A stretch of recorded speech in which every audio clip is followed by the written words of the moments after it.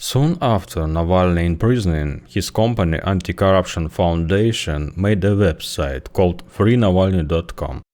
It's supposed to accumulate 500,000 people ready to go on the streets.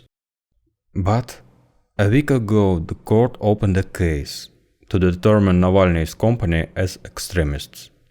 My personal opinion on this decision later in this video. At the point of 450,000, they decided to call the people earlier. Actually, they hoped to see more people than was registered on the website. Они пытаются доказать, что цифра регистрации ничего не значит.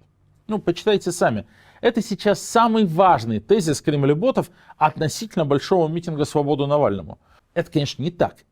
Все митинги последних лет, начиная с 2017 года, характеризуются тем, что на них выходит больше людей, чем предварительно отмечается в соцсетях.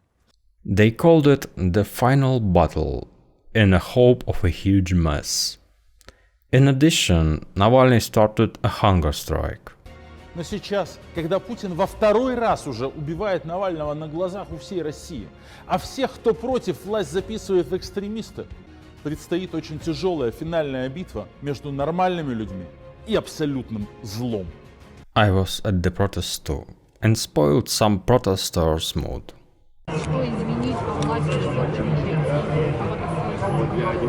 Да, конечно, свергнуть власть шайку воров и прийти к справедливости. Вы предлагаете свергнуть законно избранного президента? Насколько это законно избрано, я сомневаюсь. Слушайте, даже Левада-центр, иностранный агент, которого постоянно цитируют ФБК, он доказывает, что Путин набрал абсолютное большинство голосов.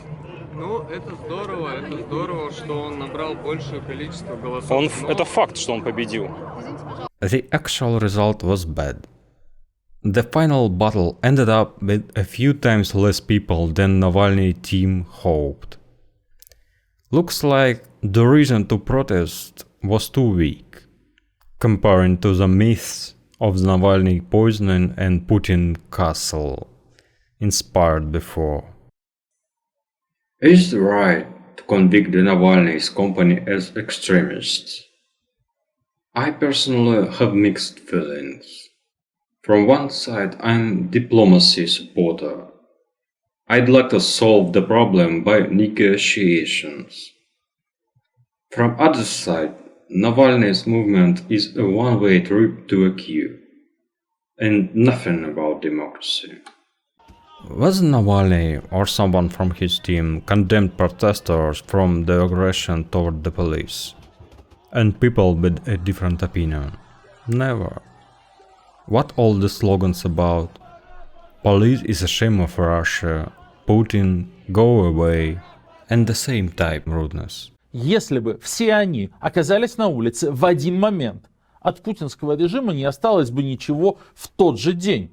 It's all about duly elected government. Does any country allow such things? I wrote this line in my prescript and next I thought, I'm actually wrong. Trump wasn't allowed, even he condemned his radical part of supporters. But Democrats allowed. Anyway, what's coming next? Even this time protest in Russia failed. A lot of young people truly believes that they live in murder and fighting against evil. That's sad. People believe changing very slowly. It takes decades. So they will go on the streets again.